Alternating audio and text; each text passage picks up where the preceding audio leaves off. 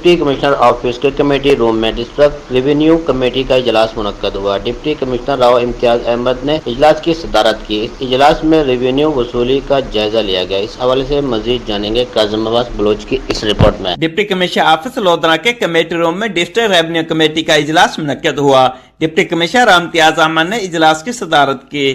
اجلاس میں ریونیو وصولی کا جائزہ لیا گیا۔ اجلاس میں ایڈیشنل ڈپٹی کمشنر ریونیو میں سمیرہ ارشاد، تینوں تحصیلوں کے اسسٹنٹ کمشنرز، تحصیلدار، نائب تحصیلدار اور اراضی ریکارڈ سینٹرز کے انچارج بھی موجود تھے۔ ڈپٹی کمشنر راؤ امتیاز احمد نے اسسٹنٹ کمشنر لودھرا اور اسسٹنٹ کمشنر کہرور پکا کی کم ریونیو ریکوری پر برہمی کا اظہار کرتے ہوئے ایڈیشنل ڈپٹی کمشنر ریونیو میں سمیرہ ارشاد کو ہدایت کی کہ آئندہ ان کی ریکوری کی روزانہ کی بنیاد پر مانیٹرنگ کی جائے اور ٹارگٹ سے کم ریکوری قبول نہیں کی جائے گی۔ ڈپٹی کمشنر راؤ امتیاز احمد نے اسسٹنٹ کمشنر دنیا پور سید وسیم حسن کی زرعی انکم ٹیکس میں 100% وصولی اور دیگر مجموعی کارکردگی پر انہیں توصیفی لیٹر جاری کرنے کی بھی ہدایت کی۔ ڈپٹی کمشنر راؤ امتیاز احمد نے ریونیو افسران کو سختی سے ہدایت کرتے ہوئے کہا کہ کرنٹ ریکوری پر بھرپور توجہ دی جائے اور نادہندگی کے عادی لوگوں کو گرفتار کر کے ان کے خلاف مقدمات درج کیے جائیں۔